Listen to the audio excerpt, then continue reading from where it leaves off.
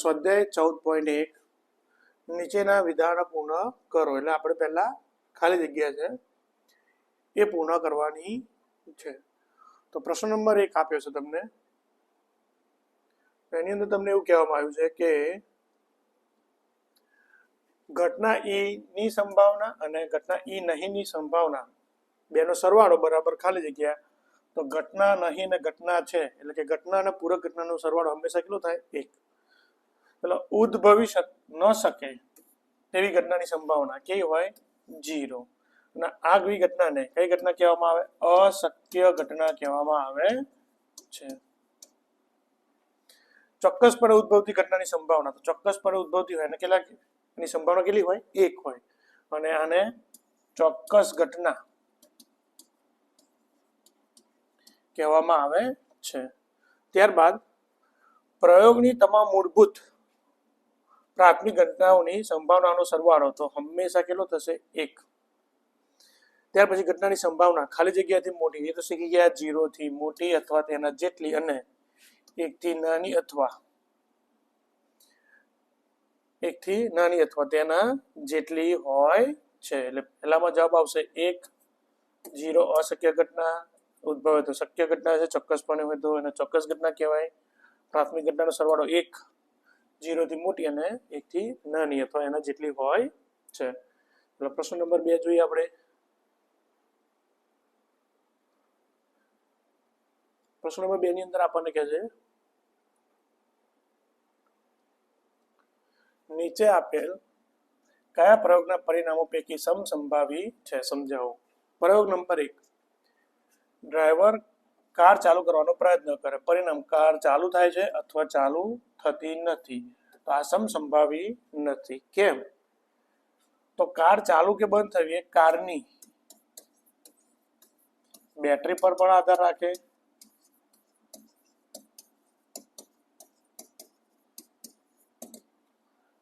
અથવા જે બે કારની કન્ડિશન છે કે સારી કાર છે કે બંધ કાર છે એના પર પણ આધાર રાખે. એટલે આ સમસંભાવી છે નહીં.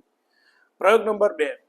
ખેલાડી બાસ્કેટબોલને તાકીને બાસ્કેટબોલમાં નાખવાનો પ્રયત્ન કરે તો તે તાકીને બાસ્કેટબોલમાં નાખે છે અથવા ચૂકી જાય છે. તો આ પણ સમસંભાવી નથી. જો સારો પ્લેયર હશે, અનુભવી પ્લેયર હશે તો કદાચ એ શું કરશે? બાસ્કેટબોલની અંદર નાખી દેશે. કોઈ નવો પ્લેયર હશે તો એ કદાચ ચૂકી જાય. એટલે આ પણ સમસંભાવી નથી. પ્રયોગ નંબર 3. ખરા ખોટા પ્રશ્નોનો જવાબ આપવાની કસોટી આપવામાં આવી, પરિણામ સત્ય છે કે અસત્ય. તો આ શું આવશે? સમસંભાવી. બરાબર. જવાબ કાં તો ખરો હોય કાં તો ખોટો જ હોય.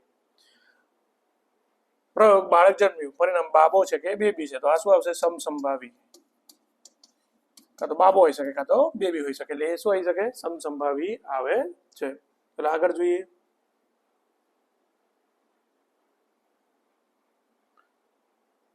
પ્રશ્નોની અંદર આપણને આપ્યું છે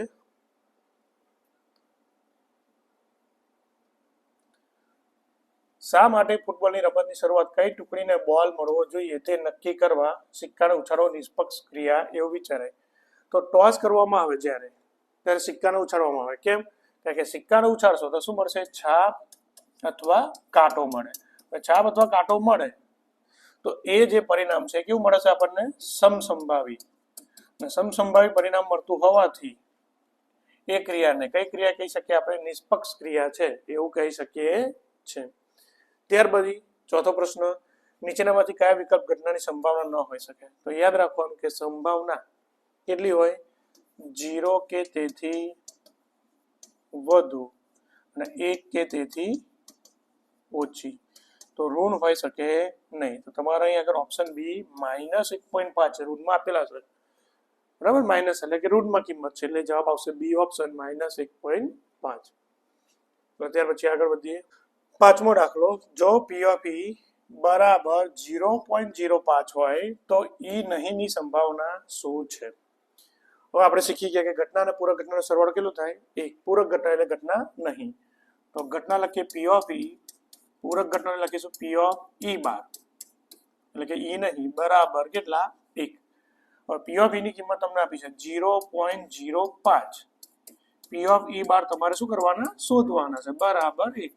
એટલે આશા લઈ દઈએ તો પી ઓફ ઈ બાર બરાબર 1 0.05 આપશે બરાબર ની આપા એટલે શું થશે? માઇનસ, તો એકમાંથી 0.05 એટલે 0.95 એ આપણો શું હોય છે પી ઓફ ઈ બાર, એટલે કે ઈ નહીં એ આપણો જવાબ આવશે. ઓકે, ચલો આગળ વધીએ. પ્રશ્ન નંબર 6. પ્રશ્ન નંબર 6 ની અંદર આપણને એવું આપ્યું છે, એક થેલામાં લીંબુ સ્વાદની જ કુલ્ફીઓ છે અને માલિની થેલામાં જોયા વગર એક કુલ્ફી બહાર કાઢે તો નારંગી સ્વાદની કુલ્ફી હોય. હવે થેલાની અંદર કયા સ્વાદની કુલ્ફી છે? લીંબુ સ્વાદની. તો અહીંયા આગળ તમને પ્રશ્નમાં પૂછ્યું કે નારંગી સ્વાદની કુલ્ફી, તો નારંગી સ્વાદની કુલ્ફી શક્ય છે નહીં, એટલે પહેલાનો જવાબ શું આવશે? 0. કઈ ઘટના આવે? અશક્ય ઘટના. બીજાની અંદર બીજી ઘટનામાં લીંબુ સ્વાદની કુલ્ફી હોય, હવે કદાચ મીઠાઈ પણ આવી શકે શબ્દોમાં, અરે રકમમાં મીઠાઈ, મેં કુલ્ફી લખેલું છે, લીંબુ સ્વાદની કુલ્ફી હોય તો ઠેલામાં કયા સ્વાદની છે? લીંબુ સ્વાદની, એટલે લીંબુ સ્વાદની જ આવશે. એટલે આ કઈ ઘટના કે શક્ય ઘટના, એટલે એની સંભાવના કેટલી? 1. એટલે આ કઈ ઘટના કહેવાય છે? ચોક્કસ અથવા સત્ય ઘટના. તો પહેલાનો જવાબ આવશે 0 અને બીજાનો જવાબ આવશે 1. ચલો આગળ જોઈએ.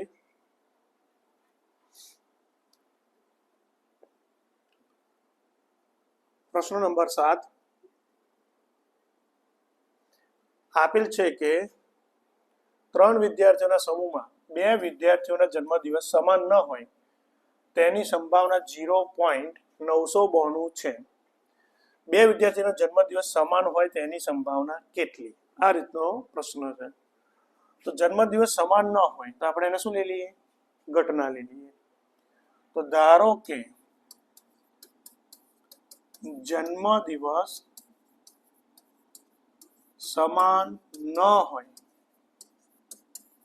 અને ઘટના કાં તો પૂરક ઘટના લઈ શકો, આપણે લઈ લઈએ પૂરક ઘટના. ચાલો ઈઝી પડે. તો પી ઓફ ઈ બાર બરાબર કેટલા આપ્યા? 0.992. હવે જન્મદિવસ સમાન હોય